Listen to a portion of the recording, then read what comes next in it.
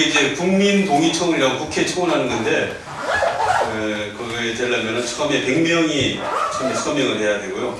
그리고 이후에 이제 5만 명이 또 동의를 해줘야 이게 채택이 되거든요. 그래서 넘어가도록 하고요. 이제 본격적으로 토론회 이제 연성수 직접민주연대 상임 대표님 모시고 토론회 진행하도록 하겠습니다. 예. 여러분들 만나서 반갑습니다. 직접민주연대 상임 대표 연성수라고 합니다.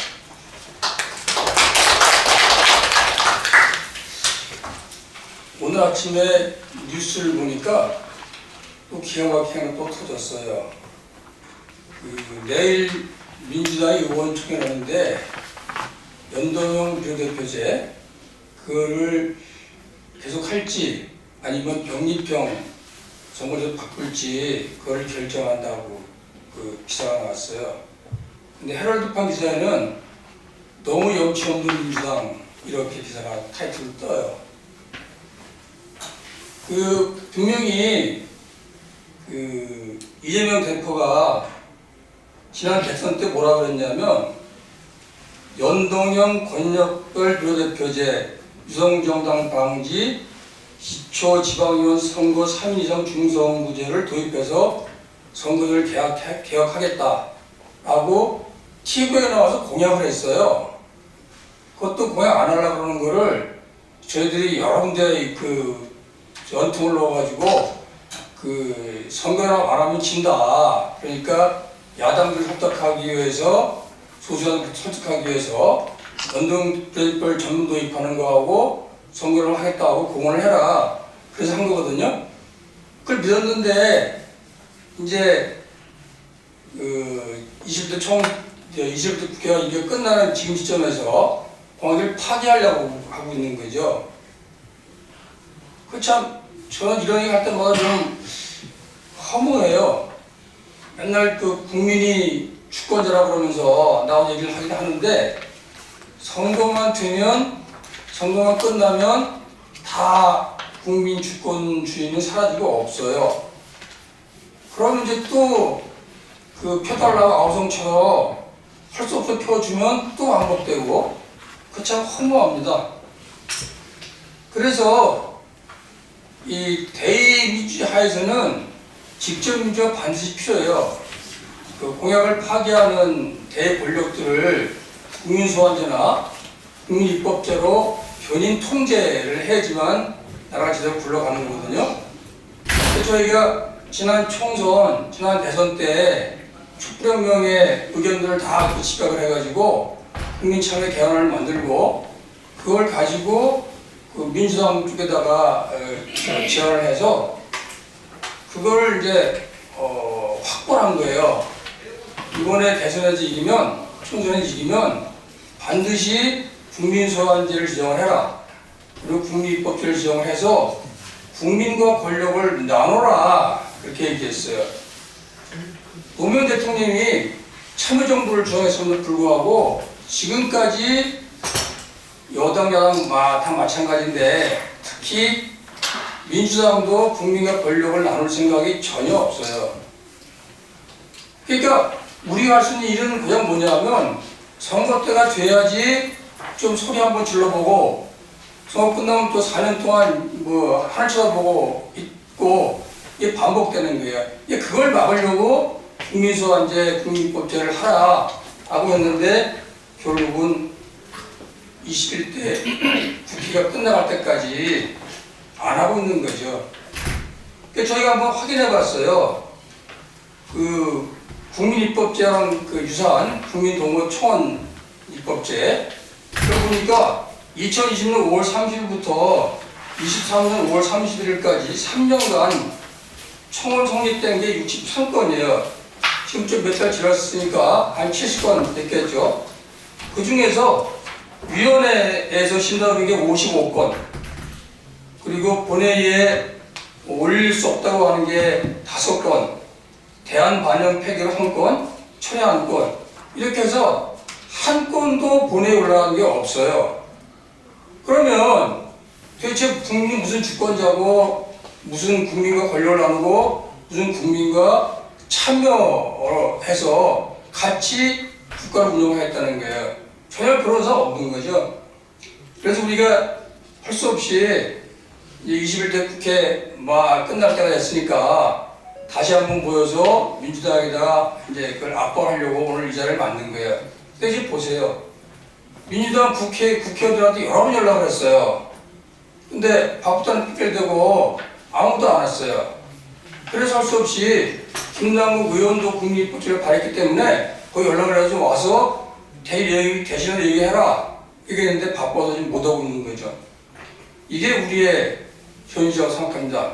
그래서 오늘 여러분들이 이 실정을 잘 이해하시고 슬기롭게 토론을 하셔서 지혜를 모아서 기회는 12월 달 그리고 4월 총선 직후까지 남아 있어요.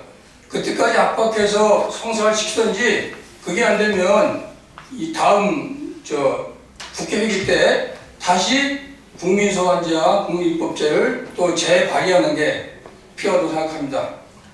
저희는 오늘 토론을 들어보고 하나의 결단하려고 생각해요. 정부의 가능성 없다고 생각하면 이번 총선 때 국민입법제, 국민소환제 개헌 동시 투표를 하자 이렇게 주장하려고 할 생각입니다. 여러분들이 좋은 토론 하셔가지고 의견을 모아주시면 저희가 그걸 다 같이 수용을 해가지고 좀 새롭게 대한민국의 정치를 개혁하기 위해서 노력을 해볼까 합니다. 감사합니다. 민주당의 정책위 의장이 이계호라는 국회의원이라고 전남 담양 출신의 삼선 의원인데 일단은 이제 공약과 관련된 거는 정책위원회에서 발표를 했어요. 그전에 뒤에 참고자를 보시면 아시겠지만 그전에는 조정식 그러니까 박주민 의원이라고 들어봤죠. 박주민 의원이 이제 세월호 때 보고하고 국민 입법 발의제와 관련해서 국민 입법 청구 법안이라는 거를 발의했어요. 대표 발의했어요. 여기 이제 발전문도 있지만 여기 진짜 제가 여러 번 얘기를 했어요. 강곡하게 와서 왜 이 법안을 냈는데 대표 발의했는데 이게 왜 지금 처리가 안 되고 있느냐.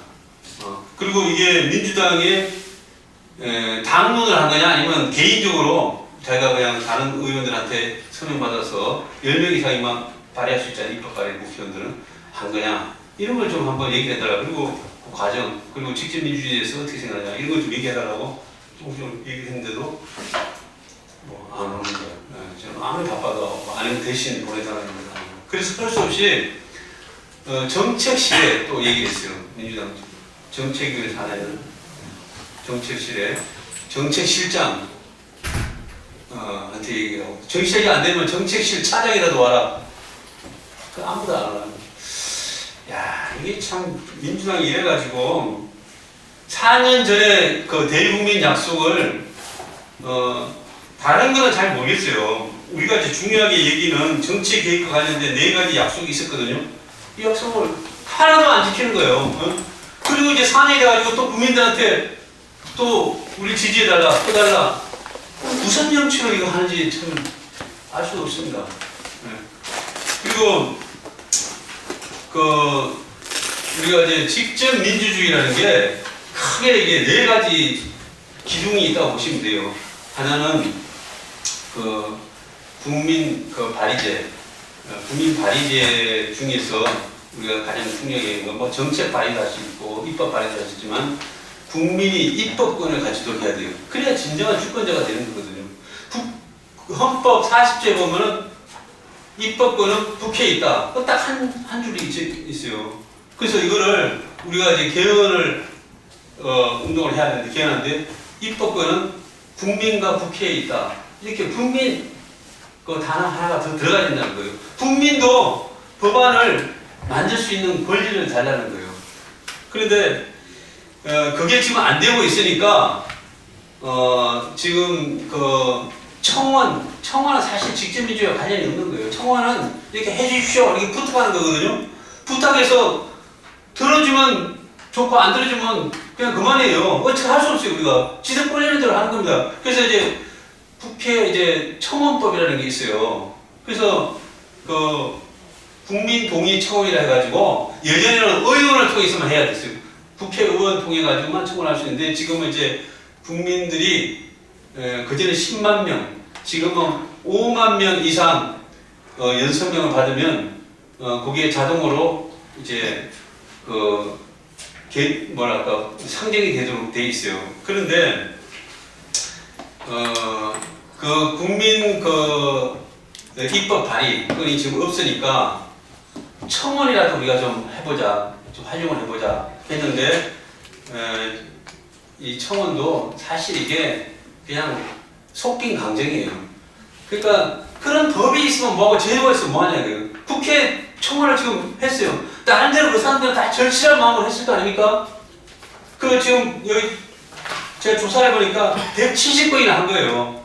170건이나 했는데 한 건도 채택이 안 된 거예요. 한 건도. 그리고 다 이게 거의 대부분이 상임위의 계류 중이에요.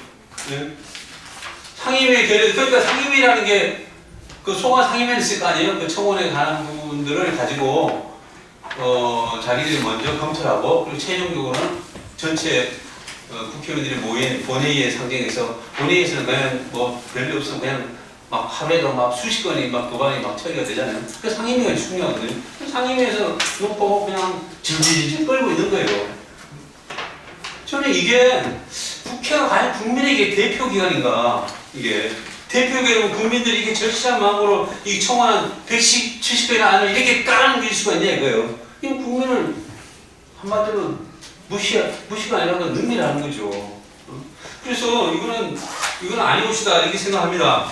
어쨌든 지금 이제 4년 전에 비해서 지금 정치 환경은 더 나빠졌다고 생각합니다. 그전보다 더 열악해졌다고 생각을 해요. 근데 지금 이제 뭐 총선 앞두고 이제 정치가 부천에 움직이는데 뭐 신당을 만들겠다, 제3정당 만들겠다, 뭐 저쪽 하지만 전혀 우리 그 민생과 관련도 없고, 그리고 무슨 비전을 보여주고 이게 하는 게 아니라 자기들끼리의 그런 어떤 정치 공학적 차원의 어떤 그런 리그전을 벌이고 있는 것이다. 그래서 우리가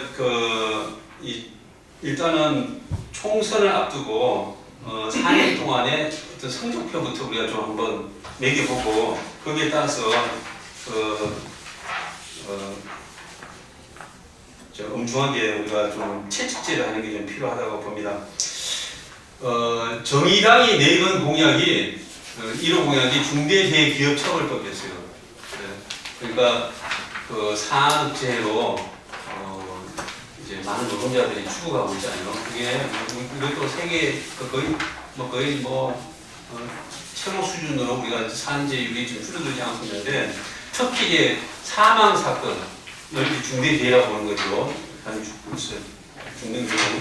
이런 경우는 이게 기업이 돼서 이제 페널티를 좀 강하게 하자, 이런 이제 내용이거든요. 그런데 이런 중대재해기업처벌법을 정의당은 그래도 이걸 하려고 큰 애를 써가지고 겨우 하긴 했는데 원하는 대로는 안 했죠. 상당히 이제 많이 후퇴된 법안이 그렇게 됐어요. 근데 정의당은 그나마 그렇게 하려고 했다는 거죠. 그런데 열린민주당이라고 있죠. 지금은 이제 민주당을 합당했는데 열린민주당의 1호 공약이 국민소환제를 하겠습니다, 이거 있어요. 근데 열린민주당은 그렇게 노력을 안 했어요. 그리고 민주당은 합당했어요. 민주당도 총선 공약 때 국민소환제 하겠습니다, 이렇게 했거든요. 그런데 그러면 국민소환제, 모든 국민들이 80% 이상 국민들이 원하는 그 법을 해야 될 거 아니에요. 그럼 민주당이 지금 169석인가요? 그전에 180석. 자기들이 다수 의석을 가지고 있기 때문에 얼마든지 마음먹고 할 수 있는 거 아니에요? 이거 반대하는 사람들 누가 있겠어요? 그런데 왜 안 하느냐는 거예요, 왜. 결국 대통령도 탄핵 소추할 수 있고, 박근혜 탄핵 시켰잖아요? 그리고 지방의원이나 또 지방자치단체장들, 시장, 군수, 도지사 다 이렇게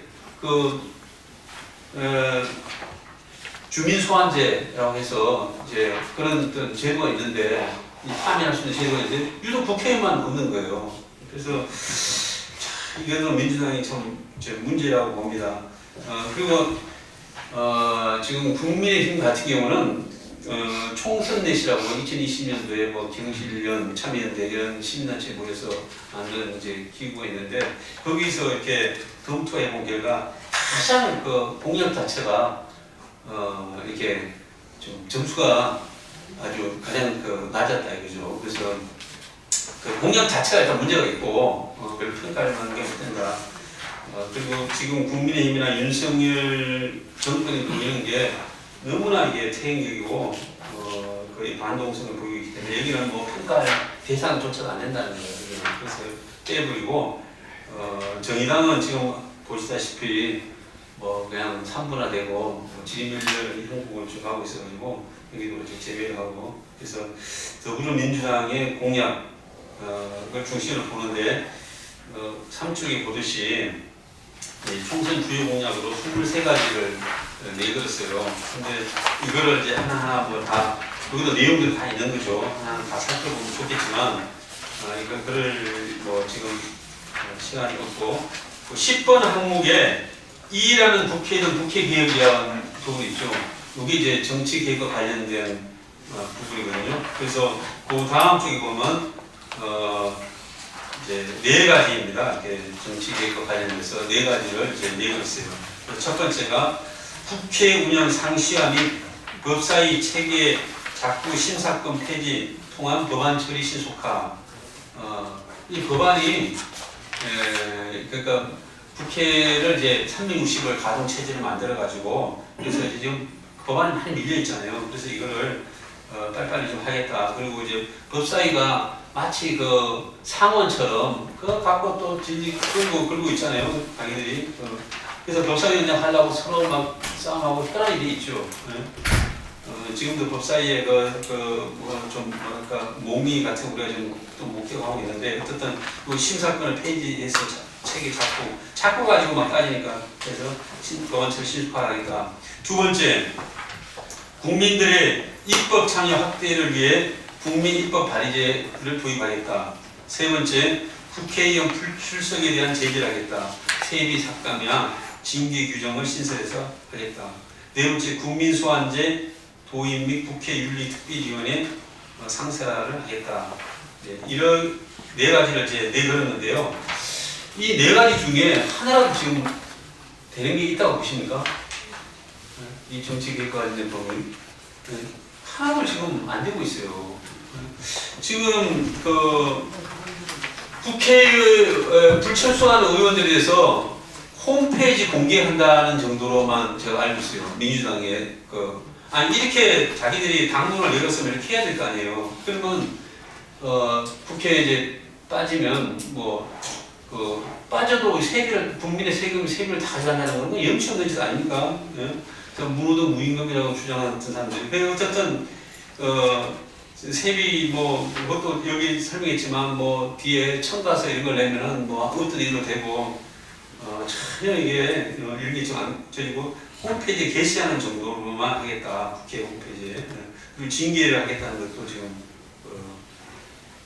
지금 제대로 안 되고 있습니다. 이것도 하려면은 국회법이라든가 이런 걸 좀 바꿔야 되는데 이거를 안 하고 있다는 거, 법안 손질을 안 하고 있다는 겁니다. 그리고 국회 운영 상시화 365일 국회를 만들겠다는 것도 지금 안 하고 있고요. 그리고 국민 입법 발의제 아까 말씀드렸지만 이것도 지금 입법 발의제는 국민 국회 동의 청원 이것조차도 지금 뭉개고 있는데 이건 은감생심인 것 같습니다. 예. 그리고 국민 소환제 이것도 제대로 좀 안 되고 있죠. 근데 국민 소환제는요 2006년도부터 계속 이게 도드립해요. 그래서 국회 임기가 시작되잖아요. 그러면은 몇몇 의원이 이제 발의를 해요. 이 국민 소환제도 이제 여러분들이 발의를 했더라고. 발의를 하면 거기에 계류 중에 있습니다. 상임위 계류 중에 있다가 그리고 이제 그거를 이렇게 법안을 손질해 가지고 이렇게 본회의에 넘겨야 되는데 안 하고 그냥 계속 그 계류 상태 그냥 올려놓고 안 다루는 거죠. 그러고 있다가 임기가 종료돼요. 그러면 자동 폐기가 되는 거예요. 이게 무슨 상습범도 아니고 이걸 계속 지금 이런 거를 도돌이 표식으로 해왔습니다. 국민소환제는. 예, 여기 대해서 우리가 좀 어떻게 해야 될 건가 참 이게 정말 답답한 노릇입니다. 예. 자, 자세한 거는 다 읽어보시면 됩니다. 네, 읽어보시면 되고요. 세 번째 6쪽으로 가세요. 직접민주주의 총선 공약 못하는가 안 하는가. 네. 사실 이제 문재인 정권이 잘못한 게 잘하게 있습니다만 제일 잘못했다고 우리가 지적할 수 있는 것은 직접민주주의를 제도를 이렇게 법제화하거나 제도하거나 뭐 하여간 그거를 국정의 어떤 중심 기조를 잡고 이거를 이게 안착시켜야 되는데 그걸 안 했다는 겁니다. 이게. 그래서 촛불 정부를 자임했지만 그런 자격이 지금 없던 거고요. 그래서 물론 나중에 뭐 개헌을 하려고 하기도 했어요. 개헌하려고 하고 거기에 이제 직접민주주의와 관련된 내용이 들어가긴 했습니다. 뭐 국민소환제, 국민발언제 이런 게 좀 들어가긴 했습니다만은 그걸 그 초기부터 밀어붙여가지고 어쨌든 했었어야 되죠. 근데 그걸 못했다는 거죠. 그리고 문재인 정부는 노무현 정부의 전철을 어떻게 그렇게 똑같이 밟았는지 너무나 비슷하게 했다는 거죠. 국민으로부터 그런 어떤 개혁 동력을 끌어내가지고 노무현 정부가 참여정부였으면 국민으로부터 그런 정말 그런 에너지를 이제 받아갖고 참여시켜서 했어야 되는데 그런 걸 전혀 이제 못했다는 거죠. 그래서 문재인 정권도 뭐 180녀석을 획득하고도 국민 소환제 발의안 전혀 지금 안 됐다는 거 아까 말씀드렸고, 그래서 이제 지금 문재인 정부 실패를 해가지고 윤석열이가 들어섰잖아요. 윤석열이 진짜 이거 참 정말 목풀이 인근의 그런 참 눈뜨고 볼 수 없는 지금 그런 행태를 보이고 있잖아요. 그러면 지금 민주당은 과거에 자기들이 잘못해서 이렇게 된 거니까 여기 대해서 더 심기일전해가지고 더 개혁적인 내용을 가지고 나왔어야 되는 거 아니에요.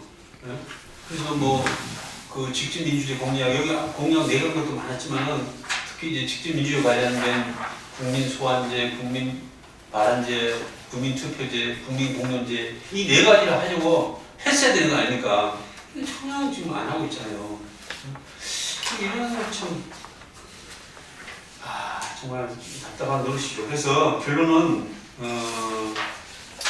이제 민주당이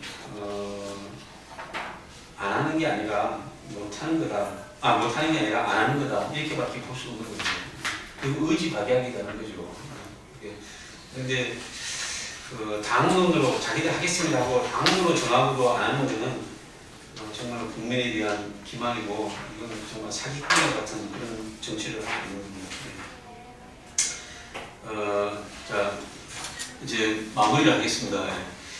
뭐 다 아시다시피 직접 민주주의를 가장 잘하는 나라, 가장 오래전부터 하는 나라는 이제 스위스라는 나라죠.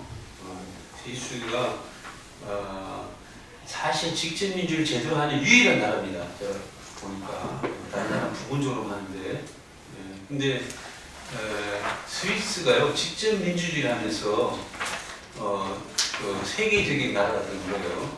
그래서 스위스가 경제도 부흥시키고 그리고 정치도 안정되고 스위스가 나라는 작지만 연방국가라는 거 아시죠? 26개 칸톤인가 미국에서 연방제로 되고 있어요. 그리고 민족 구성도 다르고 언어도 다른데도 불구하고 한 나라로 정체성을 가지고 있는 그런 것들이 힘에서 나오냐 직접 민주주의에서 나온다는 겁니다. 그래서 직접 민주주의는 스위스의 힘이고 스위스의 기적을 낳았다고 보는 거거든요. 그래서 지금 우리나라 이게 지금 이 국회가 이 국민의 대변 기관도 아니라고 그랬잖아요. 대변 기관 자격도 없고 아니고 그리고 이제 북유럽 같은 경우는 그나마 정당 정치가 잘 발달돼 있어가지고 직접 민주주의에 대한 그런 선호가 조금 덜한 편이긴 해요.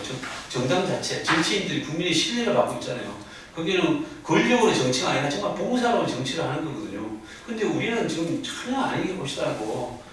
국회의원 이제 벌써 뭐 국민의 봉사자가 아니라 우리 상전으로 바꿔야 되고, 아니 그렇다는 거예요. 권력이라는 거예요. 그래서 우리 같은 나라야말로 정말 직접민주주의가 절실한 나라입니다. 그래서 이제 직접민주주의를 근간으로 해서 대의제를 보완적으로 결합시키는 그런 구도가 돼야 된다는 거예요. 큰 물줄기 기본은 직접민주주의를 하고 그리고 그 대의제로 거기에 대해서 이제 기본은 직접민주주의 이제 거기에 대한 부수인 것은 대의제로 가는 게 우리 한국 정치의 미래 모델이 전 돼야 된다고 생각합니다.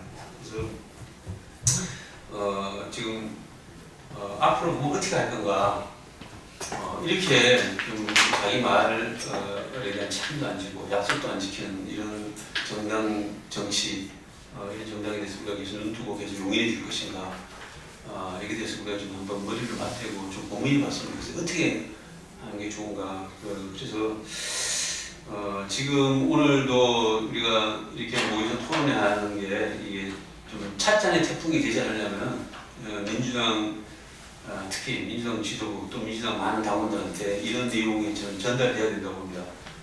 그래서 우리 국민의 한 사람으로서 유권자로서 이게 민주당이 자기 반성을 하도록 만들어야 되고 총선에서 그런 반성적 토대에서 나올 수 있도록 우리가 좀 이후에 또 다른 좀 조치와 실천적 행동을 해야 되지 않을까 하는 생각입니다. 네, 이상입니다. 직접민주의 필요성에 대해서는 그런 여러 번 얘기했기 때문에 다들 다 이해하고 있으실 거예요. 그래서 오늘은 초점을 직접민주의 공약 왜 안 하는가, 어떻게 하면 하게 할 수 있는가, 그 초점을 맞춰서 토론을 해주시면 좋을 것 같아요. 그러니까 직접민주가 뭐 어떤 종류가 있고 어떻게 해야 되고 이거는 눈이 얘기를 해왔기 때문에 다들 아실 거라고 믿어요. 그러니까 이 토론자들께서는 초점을 직접민주의 민주당 왜 안 하는가, 그리고 어떻게 하면 임기 내에 하게 할 수 있는가, 임기 내에 안 한다면 어떻게 할 건가, 이거 좀 맞춰주시면 감사하겠습니다. 자, 두 번째 토론자 토론수를 시작하겠습니다. 김장민 정치경제연구소 상임연구원께서 발표하시겠습니다. 네, 감사합니다. 헌법재판소가 판단하는 건 탄핵인데 소환에 탄핵에 해당되는 죄를 집어넣는 소환과 탄핵이 명백히 다른 건데 국민의 직접민주주의의 그 권리를 헌법재판소 탄핵제도로 제한하는 것에 때문에 부당하다는 의견에 좀 동의하고요. 그래서 국민투표가 일단은 직접민주주의 맞지만 직접민주주의가 최선을 맞는 건 아닙니다. 왜냐하면 다수결만을 강조할 때 히틀러나 나폴레옹이나 이런 그때 민주주의의 자살이 가능하기 때문에 그래서 그런 민주주의를 제대로 선택할 수 있는 유권자의 시민의식 이게 필요하고요. 그 다음에 정보 제공, 그 다음에 충분한 토론 이런 것들이 보장될 때 직접민주주의가 대의제를 보완할 수가 있겠습니다.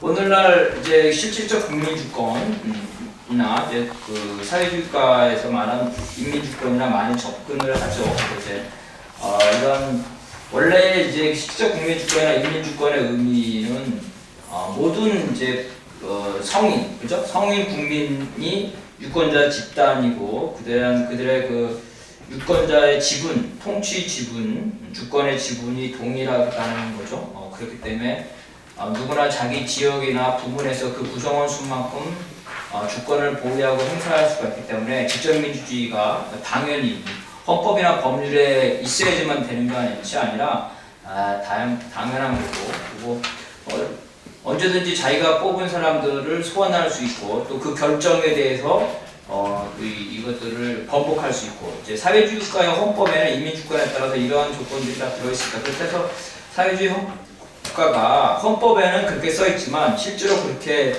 진행되고 있냐, 그것은 이제 뭐 현실은 좀 다를 수가 있겠습니다. 그래서 직접 민주주의와 이러한 그 대의제가 조화가 돼야 된다는 거고요. 이제 13조 국민투표 넘어가겠습니다. 현행 국민투표에는 이제 정책을 결정하는 거랑 그래서 나를 황제를 시켜줘. 나폴레옹이 그런 거죠. 이런 것들. 그래서 신임을 물어보는 거 두 가지 형태가 있고요. 그래서 이제 그 우리나라 헌법에도 국민투표를 몇 번 해왔는데 대부분 다 뭡니까? 국회를 해산하거나 정치 행동을 금지하는 비상계엄 상태에서 국민투표가 대통령의 독재를 위해서 다 진행된 것들입니다. 그 다음에 이제 그 노태우 전 대통령이 중간평가 한다고 했고, 노무현 대통령이 수도 이전을 재신임으로 묻겠다는데 실제로 이제 진행된 바가 없습니다. 우리나라 국민투표는 뭐냐면 그 누가 할 것인가 말 것인가를 대통령이 정하는 거죠. 의제도 대통령이 정하고, 그래서 대통령이 다 하기 때문에 이런 국민투표 하나마나 찬성운동으로 되기 때문에 현행 헌법에서 국민투표 운동이라는 자체가 무의미하게 되는 그런 한계가 있습니다. 그래서 대통령이 아니라 국민이 중심이 되는 국민투표 제도를 만들어야 되고요. 그러기 위해서는 헌법에 근거 조항이 돼야 되는데, 예를 들어서 국민주권을 선언하고 1조 3항에 국민은 헌법과 법률이 정하는 바에요 헌법과 법률을 발의하거나 중요 정책을 결정할 수 있으며, 18조입니다. 대통령과 국회의원 등 선출직 공직자를 소환할 수 있다는 국민주권을 실현할 수 있는 1조 3항 조항을 신설하고, 현재 국민투표법이 있는데 이거를 전면 개정해서 직접민주주의의 절차법으로 삼는 이런 방식이 돼서 향후의 국민투표는 그 발의권자를 국민으로 제한해야 되는 거죠. 왜냐면 대통령 때는 자기의 독재나 이런 거를 하기 위해, 아니면 국회를 억압하기 위해서 국민투표를 제한하기 때문에 국민투표는 국민으로 제한해야 되고, 국민투표 발의 대상을 지금은 제한하고 있는데 이것이 아니라 국민이 판단하기 때문에 이거를 제한을 해서는 안 된다는 거고, 또 단순히 찬반뿐만 아니라 법률안에 대한 입법 발의나 법률에 대한 투표도 가능할 수 있다는 겁니다. 어떤 법률안, 지금 우리가 국회의원을 못 만들면은 국민이 직접 민주주의 공약, 그래서 뭐 국민 소환제에서 국민이 발의하고 국민 투표로 할 수 있다는 거죠. 여기에 대해서 국회의원들이 국민이 무슨 법률 전문가도 아닌데 그런 걸 하냐 이렇게 되는데, 이러한 국민 발의를 할 때 변호사나 이런 사람들을 대표자나 입법 대리인으로 선정해놔서 그 입법 대리인이 관련 상임위에 출석을 해서 충분히 하면 국민들도 아무리 복잡한 법률이라도 그것들을 전문가의 도움을 받아서 국민 발의 형태로 할 수 있고, 그거에 대해서 국민투표를 세동적으로 확장할 수 있기 때문에 이런 직접민주주의도 사실은 국민의 손으로 직접 해야 되는 거죠. 스위스나 이런 데서 마찬가지이기 때문에 필수적 국민투표를 반드시 해야 돼요. 과거에 헌법에 있었습니다. 주권의 제약이나 영토의 변경을 하는 20조인데요. 이런 것들이 다 삭제됐죠. 박정희와 이런 권력자들이 이런 국민투표가 삭제를 됐고요. 스위스 같은 경우는 다 합니다. 군사동맹, 한미 군사동맹을 맺는 거 이거 다 하고요. 한미 군사동맹이 지금 뭐 7, 80년대 이걸 유지할 것이냐 이런 걸 하고요. 북이 핵무장을 했는데 그럼 우리도 핵무장을 할 것이냐 이런 거 국민투표로 다 하고 있습니다. 스위스 전투부대의 파병, IMF 부도 사태 이런 중요한 재정 사태 이런 거 다 국민투표를 하고 있고, 심지어 이런 중요한 것들은 의무적으로 해야 되는 이런 형태로 가지고 있습니다. 그래서 소환제도 22쪽에 보겠는데요. 그래서 우리 헌법은 소환제도를 명시하고 있지 않지만 국민주권의 원리에 따라서 별도의 헌법 개정에 의하지 않고 국민 소환제도를 도입할 수 있다는 게 다수 의견인데, 소수의 법학자들은 헌법에 국민에게 선출 권한만 부여있고 임기를 보장하기 때문에 국민 소환은 헌법 개정만 있어야 된다는 게 소수의 주장입니다. 이 국민 소환과 관련돼서는 뭐 여러 가지 그 법이 입법 발의가 됐는데요. 예를 들어 2008년에 김재훈 의원의 입법 발의 24쪽의 23 구절인데요. 소환 투표권자의 총수의 3분의 1로 소환 발의를 해서 지역 유효 유권자 30%죠. 그러니까 유권자의 3분의 1 정도가 투표에 참석해서 과반수를 해. 왜 3분의 1이냐면 여러분 보궐선거 몇 %나 투표할 것 같아요? 보궐선거에서 국회의원 보궐선거에서 50% 이상 참여하는 게 힘들죠. 근데 만약에 소환을 하는데 투표율이 50%라면 소환이 불가능할 겁니다.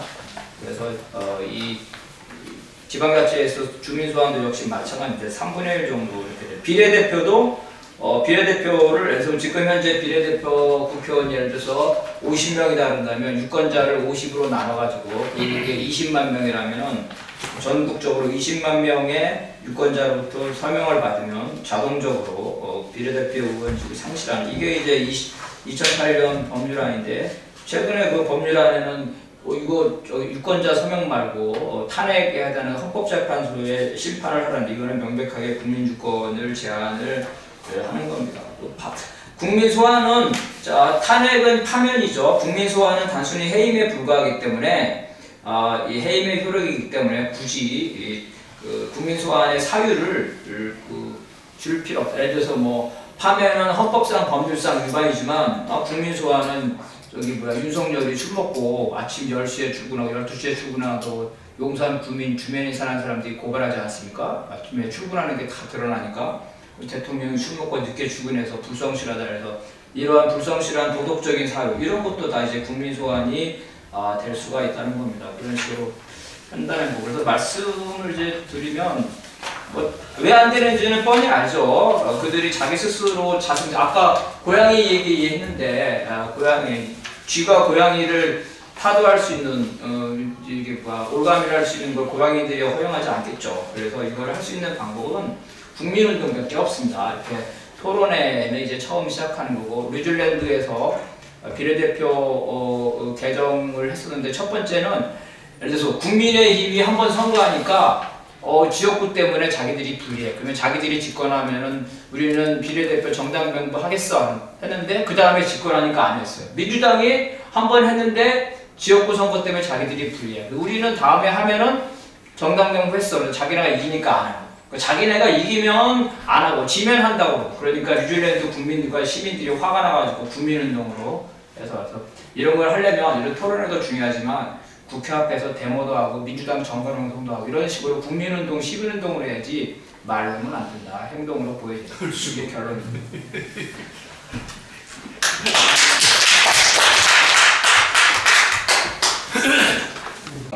직접민주 공약, 국민소환제 왜 안 하냐? 권력을 빼앗길까봐 안 한다. 그렇게 하셨어요. 그럼 어떻게 할 거냐? 국민운동을 해야 된다.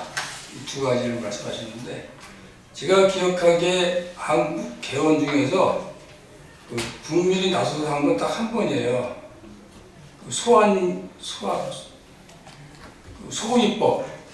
소위법 개헌할 때 4.19 혁명 나가지고 4.19 책임자를 처벌하지 않아가지고 부상자와 유족들이 다 들고 나서 국회 단상을 점거했어요. 그래서 그 결과로 소위법 개헌을 한 거예요. 딱 한 번이에요. 지금 그렇게 하시자고 그러는 건데 여러분들이 각오하시면 저희는 가겠습니다. 자, 이어서 그리고 이제 좀 순서를 바꿔가지고 제가 보니까 송재명 교수님께서는 언론 얘기를 쭉 하셔가지고 마지막으로 마무리하면 좋을 것 같고 지금 현장에 뛰고 계신 양홍관 의장님하고 윤호차 상임위원님 먼저 하시면 좋을 것 같아요. 두 분 중에 양홍관 의장님 먼저 하실까요? 지금 현재는 느끼는 걸 중심으로 해서 왜 민주당이 오늘 안 지키는지 집결은 어떻게 해야 되는지 그걸 좀 중심으로 말씀드리겠습니다. 정칭을 개변하면서 통합민주당에서 민주통합당으로 전환하는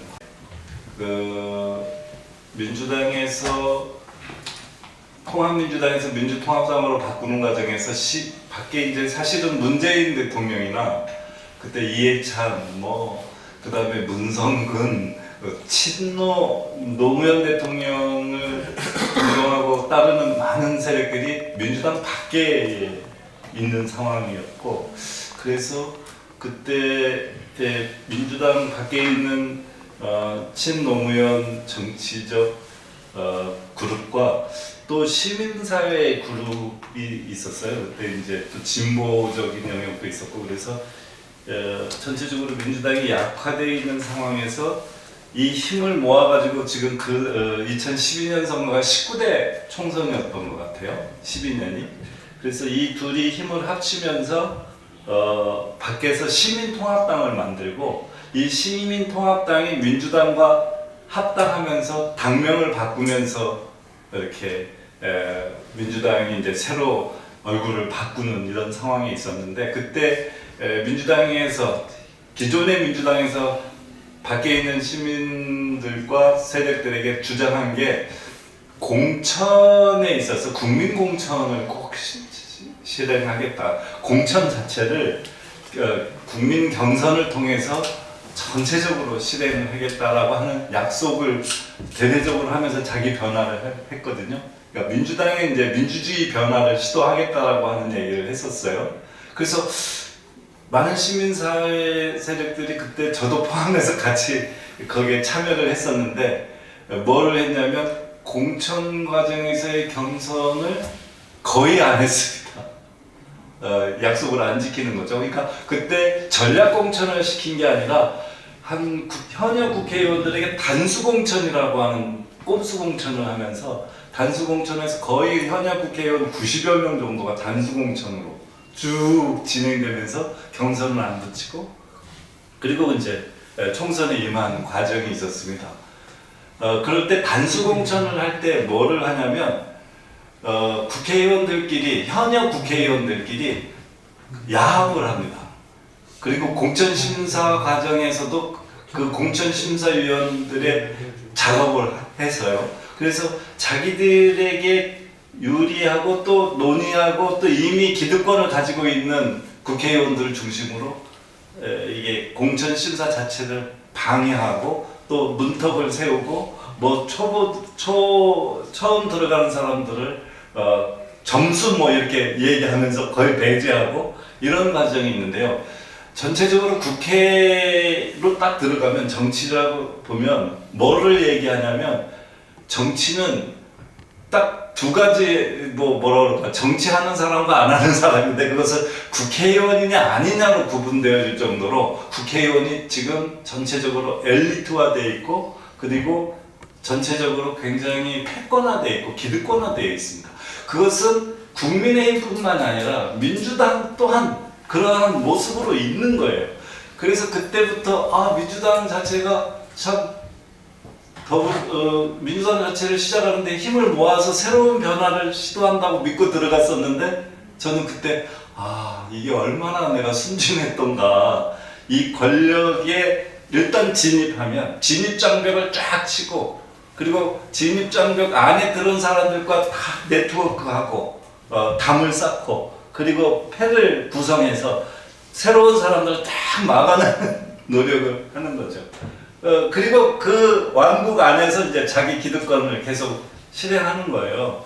이런 모습들을 보면서 이게 참 이 대의제 민주주의라고 하는 이게 참 우리가 생각하는 허망함 이게 거의 사기와 가깝구나 이게 이런 느낌을 제가 그때 받으면서 그때부터 정당에 참여하지 않고 저 개인적으로는 직접민주주의 운동과 주민자치운동 이런 것들을 벌려나가서 아래로부터의 민주주의, 민권운동, 주권운동을 전개해내는 힘이 없으면 이건 대의정치, 이 아성을 무너뜨릴 수 없다, 극복할 수 없다 이런 게 이제 저의 지난 거의 10년의 과정이었었습니다.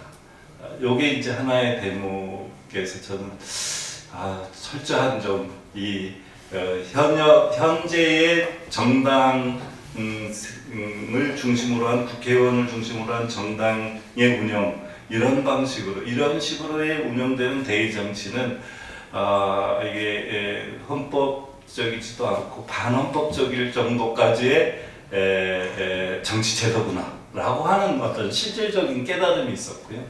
그리고 이제 그 뒤로 스위스를 좀 고민을 했고 검토를 해보고 공부를 했습니다. 근데 스위스에서 저는 5가지 스위스에 운영되는 게 5가지 기둥이 있다라고 하는 게 제 공부의 결론이었는데요.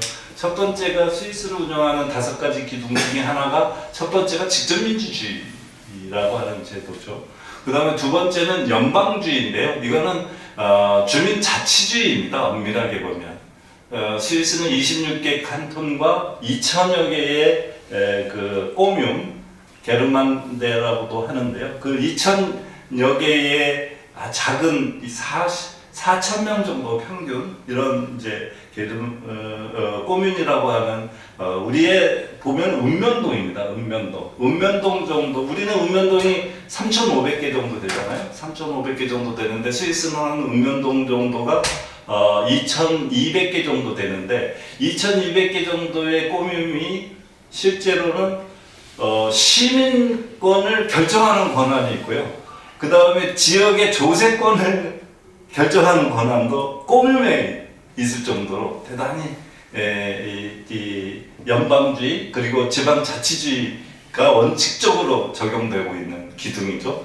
그 다음에 이제 그것에 근거해서 스위스는 조합주의가 굉장히 발달되어 있는데 많은 사람들이 일상생활에서의 협동조합이라든지 무슨 조합이라든지 이런 형태로 국민의 96% 정도가 협동조합이나 조합에 결합되어 있습니다. 그러니까 결사체에 상당히 자기 이해와 요구에 결합된 작은 결사체들이 자치 내에서 이루어지고 있는 거죠. 그래서 조합주의라고 하는 형태의 기둥이 있고요. 그 다음에 이제 그것에 근거해서 또 하나가 있는 게 이제 명예공직제입니다. 공직 자체를 직업을 가지면서 공직을 행사해요. 국회의원도 마찬가지입니다. 직업이 있고 그 다음에 국회의원을 하고 직업이 있고 그 다음에 꼬뮴의 지방의원도 하고 이렇게 하는 거죠. 그런 측면에서 명예공직제가 이루어지는 것은 이만큼 분권이 가능했기 때문에 그런 거거든요.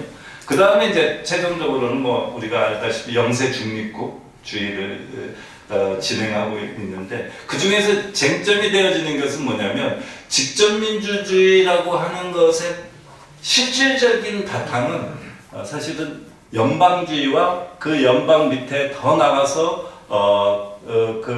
꼬뮴, 읍면동 단위의 직접민주주의가 실질적으로 주민자치활동이 활발하고 그 속에서는 조합주의가 상당히 활성화되어 있는. 그러니까 작은 세포들이 활성화되어 있으니까 그 다음에 읍면동 자체가 거기에서 민주주의가 실현되고 그리고 일반적으로 자기의 생활에 관련한 많은 부분들은 이 읍면동 단위 수준에서 이 꼬뮴에서 자기 자결권, 주민 결정권 이것들이 대단히 높은 거죠. 예산 사항도 그렇고요.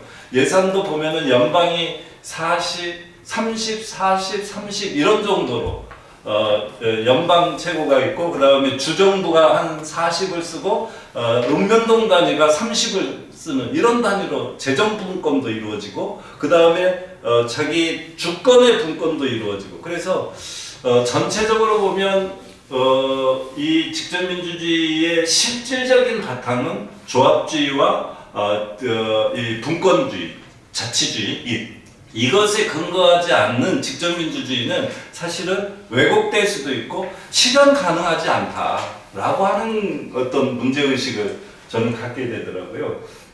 그런 점에서 우리가 직접민주주의를 얘기하면서 동시에 우리 국민들과 굉장히 가깝게 제기할 수 있는 게 현재는 무엇일까라고 보면 저는 현재 지방자치단체를 실질적으로는 지방정부라고 하는 개념으로 바꿔야 되고요. 시군구 단위나 또 시도 단위에서의 지방자치단체 이런 형태로 법률화되어 있는데 정부로라고 하는 것으로 구체적인 권력기관으로 이렇게 바뀌면서 동시에 저는 현재의 수준에서 뭐 편차가 있지만요. 왜냐하면 지금 남양주 같은 경우에 화도 같은 경우는 13만 명 정도가 됩니다. 하나가. 그런데 면장에 남양주 면 단위에 저기 조합면 이런 쪽에는 한 5천 명 정도밖에 안 되거든요. 그러니까 인구의 편차가 굉장히 읍면동 단위 틀리긴 하지만 다르긴 하지만 제가 생각할 때는 현재 우리의 직접민주주의로 나아가 동시적으로 제기하면서 동시적으로 저는 읍면동의 지방정부화 또는 읍면동 단위의 지방자치단체화 동시적으로 제기를 하면서 국민적인 측면에서의 요구를 보다 활성화시키고 그 힘을 모아내서 직접민주주의로의 전개력을 힘있게 발휘해야 되지 않을까라고 하는 생각을 저는 좀 요즘 하고 있고, 그런 점에서 한편에서는 우리가 조합주의라고 하는 측면에서 가장 중요한 것은 제가 이제 민주화운동 과정에서 반성되어지는 지점이 제도화라든가 절차적 민주주의에 대한 우리의 노력과 힘을 많이 쏟긴 했지만, 최종적으로 고민해보면 우리가 더 힘을 쏟아야 될 것은 경제민주화 쪽이었지 않았을까.